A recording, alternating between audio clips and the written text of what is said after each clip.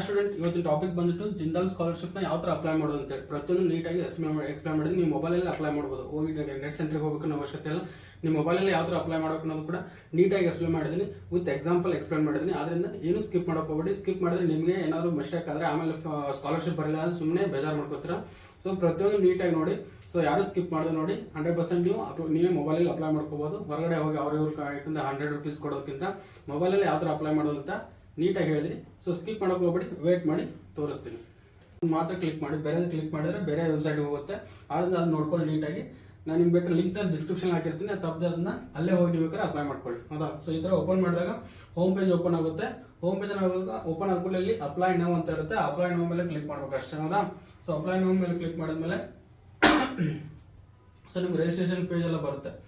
So ಇಲ್ಲಿಂದ registration ಅಂದ್ರೆ ನೀವು ಹೊಸದಾಗಿನವರು ರಿಜಿಸ್ಟರ್ ಮಾಡ್ತಾ ಇದ್ರೆ, ಲಾಗಿನ್ ಅಂದ್ರೆ ಆಲ್ರೆಡಿ ಲಾಗಿನ್ ಆಗಿದ್ರೆ, ನೀವು ಆಲ್ರೆಡಿ ರಿಜಿಸ್ಟರ್ ಮಾಡಿದ್ರೆ ಅದಕ್ಕೆ ಅಲ್ಲಿ ಕ್ಲಿಕ್ ಮಾಡ್ತೀರಾ. ಇಲ್ಲಾಂದ್ರೆ ರಿಜಿಸ್ಟರ್ ಹೋದ್ರೆ ಈಗ ಹೊಸದಾಗಿ ಏನಾದ್ರು ಮಾಡ್ತಿದ್ರೆ ಅದನ್ನ ರಿಜಿಸ್ಟರ್ ನಾವು ಮೇಲೆ ಕ್ಲಿಕ್ ಮಾಡ್ತೀರಾ. ಸೊ ಅದನ್ನ ಕ್ಲಿಕ್ ಮಾಡ್ಕೊಂಡು ಆದ್ಮೇಲೆ ನಿಮಗೆ ಈ ತರ ಓಪನ್ ಆಗುತ್ತೆ. ಸೊ ಇಲ್ಲಿ ನಿಮ್ದು ಕ್ರಿಯೇಟ್ ಅಕೌಂಟ್ ನ ಕ್ರಿಯೇಟ್ ಮಾಡ್ಕೋಬೇಕು. Name as per SSLC marks card ಅಥವಾ ಆಧಾರ್ ಕಾರ್ಡ್ ಅಲ್ಲಿ ಹೆಂಗಿರ್ತಲ್ಲ ಹಂಗೆ ಹಾಕಿ, ಎರಡು ಸೇಮ್ ಇದ್ರೆ ಒಳ್ಳೆಯದು. ಆಮೇಲೆ ಮೊಬೈಲ್ ನಂಬರ್ ಹಾಕಬೇಕು, ಆಮೇಲೆ ಇಮೇಲ್ ಅಡ್ರೆಸ್, ಪಾಸ್ವರ್ಡ್ ನಿಮ್ಗೆ ಏನ್ ಬೇಕಲ್ಲ ಅದು ನೀಟಾಗಿ ಹಾಕೊಳ್ಳಿ. ಇಲ್ಲಿ ಆಲ್ರೆಡಿ ಕೊಟ್ಟಿದ್ದಾರೆ ಅವರು 8 ಕ್ಯಾರೆಕ್ಟರ್ಸ್ ಮಿನಿಮಮ್ ಇರಬೇಕು. A to Z, small A to Z, ಆಮೇಲೆ ನಂಬರ್ಸ್ ಆಮೇಲೆ ಕ್ಯಾರೆಕ್ಟರ್ಸ್. ನೀವಲ್ಲಿ ಸೆಂಡ್ ಒ ಟಿ ಪಿ ಅಂತ ಕೊಟ್ಟರೆ ಸಾಕು, ಆಟೋಮೆಟಿಕಲಿ ನಿಮ್ಗೆ OTP ಬರುತ್ತೆ. ಮೊಬೈಲ್ಗೆ ಒಂದು OTP ಹೋಗುತ್ತೆ, ಇಮೇಲ್ಗೆ ಒಂದು OTP ಹೋಗುತ್ತೆ. ಆಮೇಲೆ ಪಾಸ್ವರ್ಡ್ ಇಂದ ಕರೆಕ್ಟಾಗಿ ಸ್ಟ್ರಾಂಗ್ ಇರೋ ಪಾಸ್ವರ್ಡ್ ಇಟ್ಕೋರಿ. ಈಗಲೇ ಹೇಳ್ತಾ ಇದೀನಿ, ಯಾಕಂದ್ರೆ ಸ್ಕಾಲರ್ಶಿಪ್ ವಿಷಯದಲ್ಲಿ ಸುಮ್ಮನೆ ಏನಾದ್ರು ಮಿಸ್ಟೇಕ್ ಆದ್ರೆ ಪ್ರಾಬ್ಲಮ್ ಆಗುತ್ತೆ. ಸೊ ಅದು ಸ್ಕಾಲರ್ಶಿಪ್ ಪಾಸ್ವರ್ಡ್ ಕೂಡ ನೆನಪಿರ್ಬೇಕು ನಿಮಗೆ. ಆಮೇಲೆ ಫಾರ್ವರ್ಡ್ ಪಾಸ್ವರ್ಡ್ ಎಲ್ಲ ಆಪ್ಷನ್ ಇರುತ್ತೆ, ಆದರೆ ಸುಮ್ಮನೆ ರಿಸ್ಕ್ ಏನಕ್ಕೆ. ಸೊ ಅದಾದ್ಮೇಲೆ ನೀವು ಕ್ಲಿಕ್ ಅಂತ ಕೊಟ್ಟರೆ, ರಿಜಿಸ್ಟರ್ ಅಂತ ಕೊಟ್ಟರೆ ಆಟೋಮೆಟಿಕ್ ರಿಜಿಸ್ಟರ್ ಆಗುತ್ತೆ. ಇಲ್ಲಿ ನಿಮ್ದು ಇಮೇಲ್ ID ಪಾಸ್ವರ್ಡ್ ನೆನಪಿಟ್ಕೋಬೇಕು. ನಿಮ್ಮ ID ಲಾಗಿನ್ ಆಗ್ಲಿಕ್ಕೆ ಬೇಕಾಗುತ್ತೆ. ಹೌದಾ? ಸೊ ವೇಟ್ ಮಾಡಿ ತೋರಿಸ್ತೀನಿ.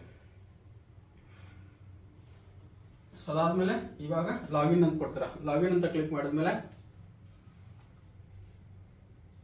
ಸೊ ಇವಾಗ ನಿಮ್ಮ ಮೇಲ್ ID ಇಲ್ಲ mobile number hockey and password ಅಂತ ನೀವು ಹಾಕಿ, ನೀವು ಕೊಟ್ಟಿದ್ರು ಅದನ್ನ ನೆನಪಿದ್ರೆ ಅದನ್ನ ಹಾಕಿ. ಇಲ್ಲ ಸಪೋಸ್ ಏನಾದ್ರು ಮರೆತ್ರೆ ಏನ್ ಮಾಡ್ಬೇಕಪ್ಪ, ಫಾರ್ವರ್ಡ್ ಪಾಸ್ವರ್ಡ್ ಮೇಲೆ ಕೊಟ್ಟು ಮತ್ತೆ ಹಾಗೆ ನಿಮ್ಮ ಮೇಲ್ ID ಅಥವಾ ಮೊಬೈಲ್ ನಂಬರ್ ಕೊಟ್ಟು ಅದಕ್ಕೊಂದು ಲಿಂಕ್ ಬರುತ್ತೆ. ಆ ಲಿಂಕ್ ಅಥವಾ ಪಾಸ್ವರ್ಡ್ನ ರೀಸೆಟ್ ಮಾಡ್ಕೊಂಡು ಹೊಸದಾಗಿ ಪಾಸ್ವರ್ಡ್ನ ಸೆಟ್ ಮಾಡ್ಕೋಬಹುದು. ಹೌದಾ? ಸೊ ಲಾಗಿನ್ ಅಂತ ಕೊಡ್ತೀರಾ. ಆಲ್ರೆಡಿ ಲಾಗಿನ್ ಆಗಿದ್ರೆ, ಸೊ ಆಲ್ರೆಡಿ ಲಾಗಿನ್ ಅಲ್ಲೇ ಇದೆ. ಸೊ ಲಾಗಿನ್ ಅಂತ ಕೊಡ್ತೀನಿ, ವೇಟ್ ಮಾಡಿ. ಸೊ ಲಾಗಿನ್ ಆಯ್ತಲ್ವಾ? ಸೊ ಲಾಗಿನ್ ಆದ್ಮೇಲೆ ಸೊ ಅಪ್ಲೈ ಸ್ಕಾಲರ್ಶಿಪ್ ಮೇಲೆ ಕ್ಲಿಕ್ ಮಾಡ್ತೀನಿ. ಅಪ್ಲೈ ಸ್ಕಾಲರ್ಶಿಪ್ ಆದ್ಮೇಲೆ ಇಲ್ಲಿ ನಿಮ್ಗೆ ತೋರಿಸುತ್ತೆ terms and conditions. Apply scholarship.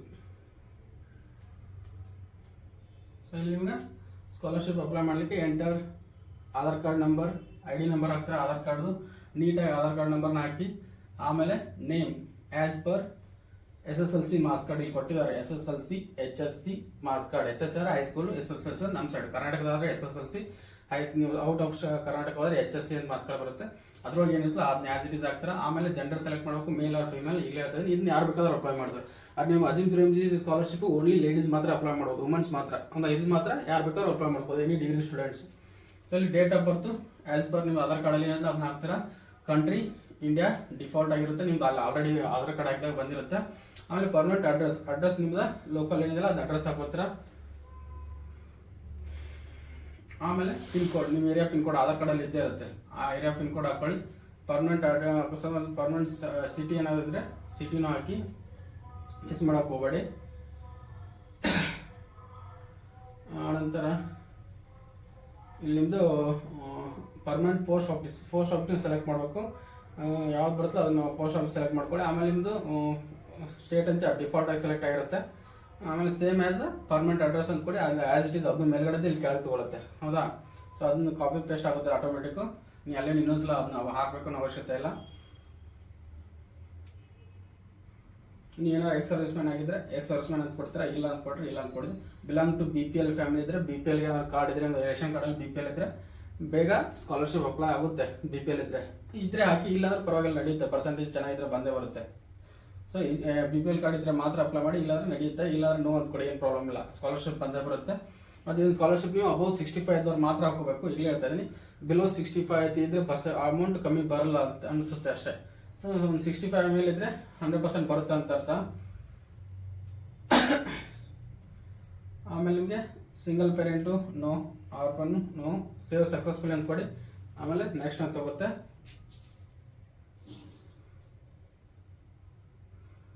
ಆಮೇಲೆ ಇಷ್ಟಾದ್ಮೇಲೆ ಸೊ ನೆಕ್ಸ್ಟ್ ಮತ್ತೇನು ಬರುತ್ತಪ್ಪ, ಅದೆಲ್ಲ ಪಿನ್ ಕೋಡು ಅದೆಲ್ಲ ಚೆಕ್ ಮಾಡ್ತೀರಾ. ಆಮೇಲೆ ಇಲ್ಲಿ ನೋಡಿ ಪಿನ್ ಕೋಡು ನೀವು ಏನು ಬರ್ತಲ್ಲ ಅದನ್ನ ಹಾಕಿ.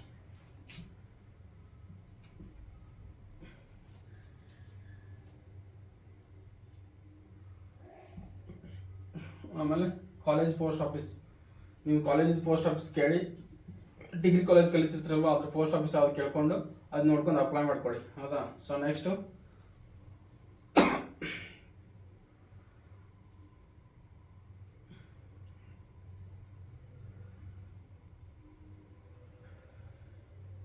ಇಲ್ಲಿಂದ ಕಾಲೇಜ್ ಇನ್ಸ್ಟಿಟ್ಯೂಟ್ ಸರ್ಚ್ ಮಾಡಬೇಕು. ಇಲ್ಲೊಂದು ಸ್ವಲ್ಪ ಟೈಮ್ ಕೊಡಿ, ಕಾಲೇಜ್ ನೀವು ಸರ್ಚ್ ಮಾಡಲಿಕ್ಕೆ ಟೈಮ್ ಕೊಟ್ಟರೆ ಮಾತ್ರ ಸಿಗುತ್ತೆ. ಯಾಕಂದ್ರೆ ಸರ್ಚ್ ಮಾಡೋದು ಅಷ್ಟೆಲ್ಲ ಸರ್ಚ್ ಒಳಗೆ ನಿಮ್ಮ ಕಾಲೇಜ್ ಹೆಸರು ಹಾಕಿರೋ ಬಂದೇ ಬರುತ್ತೆ. ಆದರೂ ಇಲ್ಲ ಒಂದ್ಸಲ ನೀಟಾಗಿ ಹುಡುಕ್ಬೇಕಾದ್ರೆ ಸ್ವಲ್ಪ ವೇಟ್ ಮಾಡಬೇಕು. ನಿಮ್ಮ ಕಾಲೇಜ್ ನೇಮ್ನ ಸರ್ಚ್ ಮಾಡಿ ಅಪ್ಲೈ ಮಾಡಿ. ಆಮೇಲೆ ಕಾಲೇಜ್ ಇಮೇಲ್ ಅಡ್ರೆಸ್ಸು ನಿಮ್ಮ ಕಾಲೇಜಲ್ಲಿ ಕೇಳಿ 100% ಕೊಟ್ಟೆ ಕೊಡ್ತಾರೆ ಇಮೇಲ್ನ. ಅವ್ರು ಕೊಟ್ಟಾದ್ಮೇಲೆ ಇಲ್ಲಾಂದ್ರೆ ಸಪೋಸ್ ನಿಮ್ಮ ID ಕಾರ್ಡ್ ಹಿಂದ್ಗಡೆ ಇರುತ್ತೆ, ಅದನ್ನ ಬೇಕಾದ್ರೆ ನೀವು ಅಪ್ಲೈ ಮಾಡ್ಕೋಬೋದು. ಆಮೇಲೆ ಕಾಲೇಜ್ ಫೋನ್ ನಂಬರ್, ನಿಮ್ಮ ಕಾಲೇಜ್ ಲ್ಯಾಂಡ್ಲೈನ್ ನಂಬರ್ ಇದೆ ಇರುತ್ತೆ ಕಾಲೇಜಲ್ಲಿ, ಪ್ರತಿಯೊಂದು ಕಾಲೇಜಲ್ಲೂ ಆ ಲ್ಯಾಂಡ್ಲೈನ್ ನಂಬರ್ ಇಸ್ಕೊಳ್ಳಿ. ಇಸ್ಕೊಂಡಾದ್ಮೇಲೆ ನೀವು ಬೇಕಾದ್ರೆ ಅದನ್ನ ಅಪ್ಲೈ ಮಾಡ್ಕೋಬೋದು. So 1 minute.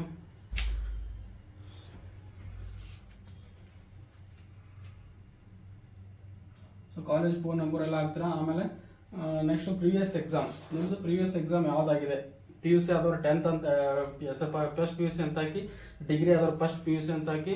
ಆಮೇಲೆ ಫಸ್ಟ್ ಇಯರ್ ಡಿಗ್ರಿ ಇದ್ರೆ ಫಸ್ಟ್ PUC ಅಂತ ಹಾಕ್ತೀರಾ, ಸೆಕೆಂಡ್ ಇಯರ್ ಡಿಗ್ರಿ ಇದ್ರೆ ಫಸ್ಟ್ ಇಯರ್ ಡಿಗ್ರಿ ಅಂತ ಹಾಕ್ತೀರಾ, ಅಥವಾ ಥರ್ಡ್ ಸೆಮ್ ಇದ್ರೆ ಫಸ್ಟ್ ಸೆಮ್ ಅಂತ ಹಾಕ್ತೀರಾ, ಸೆಕೆಂಡ್ ಸೆಮ್ ಅಂತ ಹಾಕ್ತೀರಾ, ಸೆಕೆಂಡ್ ಸೆಮ್ ಇದ್ರೆ ಫಸ್ಟ್ ಸೆಮ್ ಅಂತ ಹಾಕ್ತೀರಾ, ಫಿಫ್ತ್ ಸೆಮ್ ಇದ್ರೆ ಫೋರ್ತ್ ಸೆಮ್ ಅಂತ ಹಾಕ್ತೀರಾ, ಸಿಕ್ಸ್ ಸೆಮ್ ಇದ್ರೆ ಫಿಫ್ತ್ ಸೆಮ್. ಕರೆಕ್ಟ್ ಅರ್ಥ ಆಯ್ತಲ್ವಾ. ಸೊ ಆ ಥರ ಅಪ್ಲೈ ಮಾಡ್ಕೊಳ್ಳಿ. ಅಪ್ ಟು 10th ಮಾತ್ರ ಅಪ್ಲೈ ಮಾಡ್ಕೋಬೋದು. ಈ ಫಸ್ಟ್ ಇಯರ್ ಇದ್ರೆ 10th ಅಂತ ಹಾಕ್ತೀರಾ, ಸೆಕೆಂಡ್ ಇಯರ್ ಇದ್ರೆ ಫಸ್ಟ್ ಇಯರ್ ಅಂತ ಹಾಕ್ತೀರಾ ಪ್ರೀವಿಯಸ್ ಇಯರ್, ಡಿಗ್ರಿ ಇದ್ರೆ ಡಿಗ್ರಿ ಆಸ್ ಯೂಶುವಲ್ ಹಾಕ್ತೀರಾ. So next marks card, obtain marks in the previous exam. Last ನೀವು ಎಕ್ಸಾಮಲ್ಲಿ ಎಷ್ಟು ಮಾರ್ಕ್ಸ್ ತೊಗೊಂಡಿದ್ದೀರಾ ಅಂತೇಳಿ ಅದನ್ನ ಅಪ್ಲೈ ಮಾಡಬೇಕು. ಸೊ ವೇಟ್ ಮಾಡಿ, ಸರ್ವರ್ ಬಿಸಿ ಇದೆ.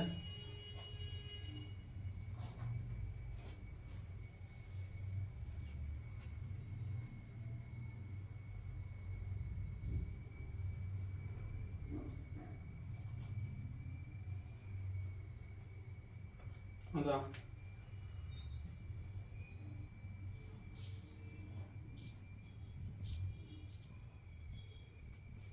ನೆಕ್ಸ್ಟ್ ಪ್ರೀವಿಯಸ್ ಇಯರ್ ಸೆಲೆಕ್ಟ್ ಮಾಡ್ತಾರೆ, ಯಾವ ಸೆಮಿಸ್ಟರ್ ಸೆಲೆಕ್ಟ್ ಮಾಡ್ತಾರೆ, ಸೆಕೆಂಡ್ ಸೆಮಿಸ್ಟರ್ ಫ್ಯೂ ಸೆಲೆಕ್ಟ್ ಮಾಡ್ತಾರೆ. ನೀವು ಬಿ ಅಂತ ಡಿಗ್ರಿ ಕೊಟ್ಟು automatic only first second third sem fifth sem ತೋರಿಸುತ್ತೆ. ಸೊ ನೀವು ಡಿಗ್ರಿ ಆಯ್ತು ಯಾವ ಇಯರ್ ಅದು ಯಾಕೆ ಮುಗಿತು ಇನ್ ಸೆಮಿಸ್ಟರ್ ಮುಗಿತು. ಪ್ರೀವಿಯಸ್ ಇಯರ್ ಅಂತ ಕೊಟ್ಟರೆ first year second year third year, second year first year ಕೊಡ್ತಾರೆ, ಥರ್ಡ್ ಇಯರ್ ಸೆಕೆಂಡ್ ಇಯರ್ ಕೊಡ್ತಾರೆ. Total marks in previous exam. Suppose ನೀವು ಲಾಸ್ಟ್ ಸೆಮಲ್ಲಿ ಎಷ್ಟು ಮಾರ್ಕ್ಸ್ ಬಂದಿಲ್ಲ ಆ ಮಾರ್ಕ್ಸ್ ಎಂಟ್ರಿ ಮಾಡಿ ಅದು ಆಟೋಮೆಟಿಕ್ ಪರ್ಸೆಂಟೇಜ್ ಕನ್ವರ್ಟ್ ಮಾಡ್ಕೊಳುತ್ತೆ. ನೀವು ಕನ್ವರ್ಟ್ ಮಾಡಬೇಕಾಗಿಲ್ಲ, ಆಟೋಮೆಟಿಕ್ ನಿಮ್ಮದು ಮಾರ್ಕ್ಸ್ ಎಂಟ್ರಿ ಮಾಡಿದ್ರೆ ಸಾಕು, ಆಟೋಮೆಟಿಕ್ ಅದು ಕನ್ವರ್ಟ್ ಆಗುತ್ತೆ.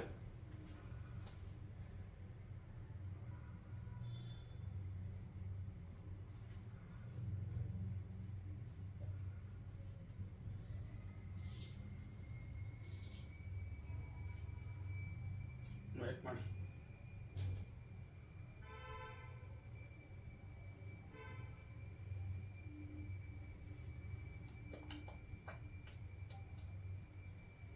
ಸೊ ಅದಾದಮೇಲೆ ಓಕೆ ಅಂತ ಕೊಡ್ತೀರಾ.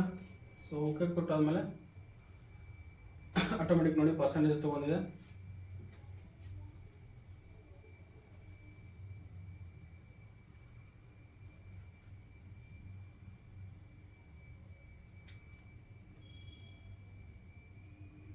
ಸೊ ವೇಟ್ ಮಾಡಿ, ಸರ್ವರ್ ಸ್ವಲ್ಪ ಸ್ಲೋ ಇದೆ. ನಿಮ್ಮದು ರೆಗ್ಯುಲರ್ ಇದೆಯಾ, ಕರೆಸ್ಪಾಂಡೆನ್ಸ್ ಇದೆಯಾ, ಪಾರ್ಟ್ ಟೈಮ್ ಇದೆಯಾ ಎಲ್ಲ ಸೆಲೆಕ್ಟ್ ಮಾಡ್ಕೋತಾರೆ ಡಿಗ್ರಿ. ಸೊ ರೆಗ್ಯುಲರ್ ಅಂತಂದರೆ ರೆಗ್ಯುಲರ್ ಅಪ್ಲೈ ಮಾಡಿ. ಆ್ಯನ್ಯುವಲ್ ಫೀಸ್ ನಿಮ್ಮ ಕಾಲೇಜ್ ಫೀಸ್ ರೆಸಿಪ್ಟ್ ಇದೆಲ್ಲ ಇರುತ್ತಲ್ಲ ಅದರಲ್ಲಿ ಎಷ್ಟು ಫೀಸ್ ಇದೆ ಅಂತ fees amount hockey.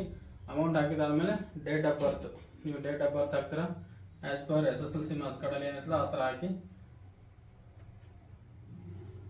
Course started from, ಇಲ್ಲಿ ಹೌದು ಸಾರಿ, ಕೋರ್ಸ್ ಸ್ಟಾರ್ಟೆಡ್ ಫ್ರಮ್, ಯಾವಾಗ ಕೋರ್ಸ್ ಸ್ಟಾರ್ಟ್ ಆಗಿದೆ ನಿಮ್ಮದು ಡಿಗ್ರಿ ಸ್ಟಾರ್ಟ್ ಆಗಿದೆ ಯಾವಾಗ ಅದನ್ನ ಹಾಕ್ತೀರಾ, ಹೌದಾ. ಸೊ ಅದು ನೀವು ಕರೆಕ್ಟಾಗಿ ನೋಡ್ಕೊಳ್ಳಿ. ನಿಮ್ಮ ಕಾಲೇಜಲ್ಲಿ ಇರುತ್ತಲ್ವ ಎಲ್ಲ ಯೂನಿವರ್ಸಿಟಿದು ಚೇಂಜ್ ಇರುತ್ತೆ, ಸ್ವಲ್ಪ ನೀಟಾಗಿ ನೋಡ್ಕೊಳ್ಳಿ. ಯೂನಿವರ್ಸಿಟಿಗೆ ಚೇಂಜ್ ಆಗುತ್ತಲ್ಲ ಅದನ್ನ ಸ್ವಲ್ಪ ಚೆಕ್ ಮಾಡ್ಕೊಂಡು ಕರೆಕ್ಟಾಗಿ ಅಪ್ಲೈ ಮಾಡಿ. ಸೊ ಅದೇನು ಒಂದು 10 to 5 days ಹೆಚ್ಚು ಕಮ್ಮಿ ನಡೆಯುತ್ತೆ, ಅದನ್ನು ಅಕ್ಯುರೇಟ್ ಏನಿರಲ್ಲ. Required scholarship of amount per month ನಿಮಗೆ ಇಲ್ಲಿ ನಿಮ್ಮ ಸ್ಕಾಲರ್ಶಿಪ್ ಮಂತ್ಲಿ ಬರೋದ್ರಿಂದ ಪರ್ ಮಂತ್ ಎಷ್ಟು ಬೇಕು ನೀವು ಸ್ಕಾಲರ್ಶಿಪ್ ಮಂತ್ಲಿ ಬರೋರಾಗಿದ್ದರಿಂದ SSLC ಆಗಿದ್ರೆ 1000 ರೂಪೀಸ್ ಹಾಕೊಳ್ಳಿ. ಆಮೇಲೆ ಸೆಕೆಂಡ್ PUC ಆಗಿದ್ರೆ ಡಿಗ್ರಿ ಆಗಿದ್ರೆ PUC ಆಗಿದ್ರೆ 1000 ಹಾಕೊಳ್ಳಿ. ಡಿಗ್ರಿ ಆಗಿದ್ರೆ 1300 200 ಹಾಕೊಳ್ಳಿ. ಜಾಸ್ತಿ ಹಾಕೊಳ್ಳಿ, ಪುಕ್ಷಟಿ ಬರ್ತಿದೆ ಅಂತ ಒಂದು 10,000 ರೂಪಾಯಿ ಹಾಕಿದ್ರೆ ಬರೋದಿಲ್ಲ. ಸೊ 1200 1300 ಹಾಕೊಳ್ಳಿ.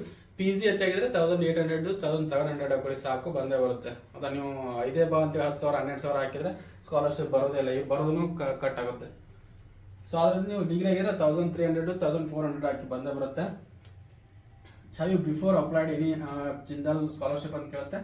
ಇಲ್ಲ ಅಂತ ಕೊಡಿ, ಯಾವುದೇ ಸ್ಕಾಲರ್ಶಿಪ್ ಅಪ್ಲೈ ಮಾಡಿಲ್ಲ ಅಂತೇಳಿ ಇನ್ನೂ ಅಂತ ಕೊಟ್ಟರೆ ಆಯ್ತು. ವೇಟ್ ಮಾಡಿ.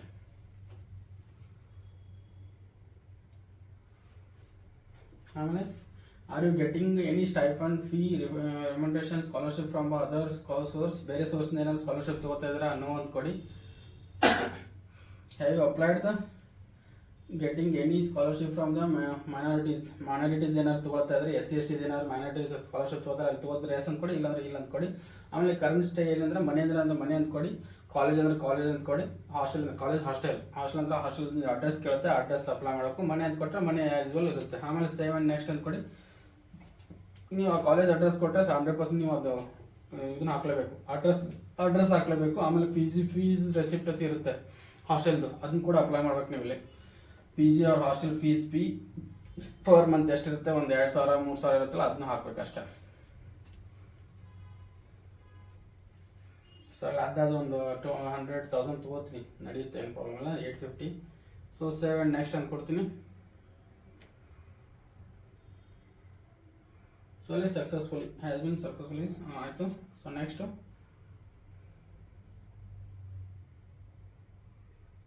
ಇವಾಗ ಪೇರೆಂಟ್ಸ್ ಆ್ಯಂಡ್ ಗಾರ್ಡಿಯನ್ ಇನ್ಫಾರ್ಮೇಷನ್, ನಿಮ್ದು ರಿಲೇಟಿವ್ಸ್, ನಿಮ್ಮ ಇದ್ರದ್ದು ಪೇರೆಂಟ್ಸ್ದು ರಿಲೇಷನ್ ಇನ್ಫಾರ್ಮೇಷನ್ ಕೇಳುತ್ತೆ. ಸೊ ಆ ಇನ್ಫಾರ್ಮೇಷನ್ ಫಿಲಪ್ ಮಾಡಬೇಕು. ಫಾದರು ಅವ್ರ ಮೊಬೈಲ್ ನಂಬರ್ ಹಾಕಬೇಕು, ಮೊಬೈಲ್ ನಂಬರ್ ಎಂಟ್ರಿ ಮಾಡಿ,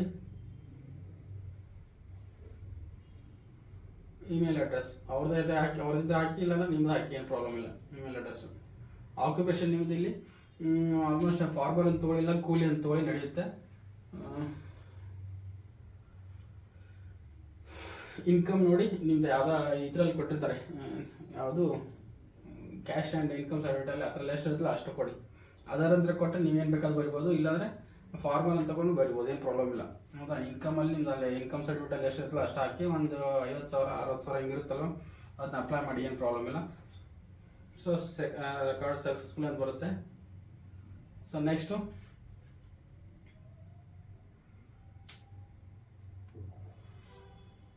ಬ್ಯಾಂಕ್ ಡೀಟೇಲ್ಸ್. ಹೌದಾ, ಸೊ ನೆಕ್ಸ್ಟ್ ಏನು ಮಾಡ್ತಾರೆ, ಬ್ಯಾಂಕ್ ಡೀಟೇಲ್ಸ್ ಎಂಟ್ರಿ ಮಾಡ್ತಾರೆ.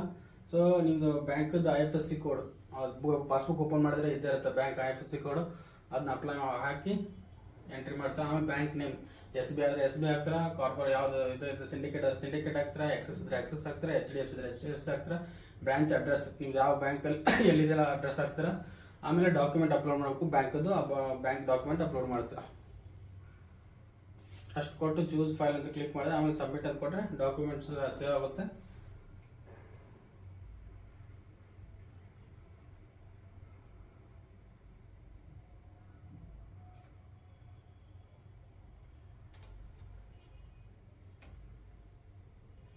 ಸೊ ವೇಟ್ ಮಾಡಿ.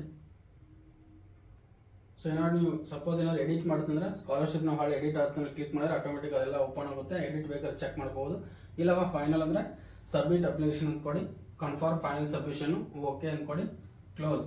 ಇಷ್ಟಾದರೆ ಮುಗೀತು, ಅಪ್ಲಿಕೇಶನ್ ಫಿಲ್ ಆದಂಗೆ. ಅಲ್ಲಿ ID ಬಂದಿರುತ್ತೆ, IDನ ನಿಮ್ಮದು ಅದ್ರ ಡೀಟೇಲ್ಸ್ ಎಲ್ಲ ತೊಗೊಂಡು ನಿಮ್ಮದು ಅಮೌಂಟು ಎಲ್ಲ ಡೀಟೇಲ್ಸ್ ಇರುತ್ತೆ. ನೋಡಿಕೊಂಡು ನೀವೇನು ಮಾಡಿ, ಒಂದ್ಸಲ ಕಾಲೇಜಲ್ಲಿ ಬೇಕಾದ್ರೆ ಹೋಗಿ ನಿಮ್ಮ ಪ್ರಿನ್ಸಿಪಲ್ ಸಿಗ್ನೇಚರ್ ಜೊತೆ ಹಾಕಿ ಹೋಗಿ ಇಟ್ಕೊಳ್ಳಿ. ಸ್ಟೇಟಸ್ಸು ಇನ್ ರಿವ್ಯೂ ಅಂತ ಬಂದಿರುತ್ತೆ, ಅದು ನಿಮ್ಮ ಅದ್ರ ಕನ್ಫರ್ಮೇಷನ್ ಎಲ್ಲ ಚೆಕ್ ಮಾಡಿ ಆಮೇಲೆ ನಿಮ್ಗೆ ಕೊಡಬೇಕು ಅದರಲ್ಲಿ ಸಬ್ಮಿಟೆಡ್ ಅದೆಲ್ಲ ಬರುತ್ತೆ. ಆ್ಯಕ್ಷನ್ ಆಮೇಲೆ ಇಲ್ಲ ಸಬ್ಮಿಟೆಡ್ ಬರುತ್ತೆ ಸ್ಟೇಟಸ್. ಸ್ಟಾರ್ಟಿಂಗ್ ರಿವ್ಯೂ ಅಂತ ಇರುತ್ತೆ. ರಿವ್ಯೂ ಅಂದರೆ ಅವ್ರು ಇನ್ನೂ ನೋಡಿದಾದ್ಮೇಲೆ ಸಬ್ಮಿಟೆಡ್ ಕ್ಲಿಯರ್ ಆಗಿದೆ ಅಂತ ಬರುತ್ತೆ. ಆಮೇಲೆ ನೀವು ಸ್ಕಾಲರ್ಶಿಪ್ ಏನು ಬರುತ್ತಲ್ಲ ಮಂತ್ಲಿ ಬರುತ್ತೆ ಪರ್ಸೆಂಟೇಜ್ ಜೊತೆ ಚೆನ್ನಾಗಿ ಮಾಡಿದರೆ. ಸೊ ಇಷ್ಟು ಅಪ್ಲೈ ಮಾಡೋಕ್ಕೆ ಪ್ರೊಸೆಸ್ ಇರೋದು, ಮತ್ತೇನಿಲ್ಲ.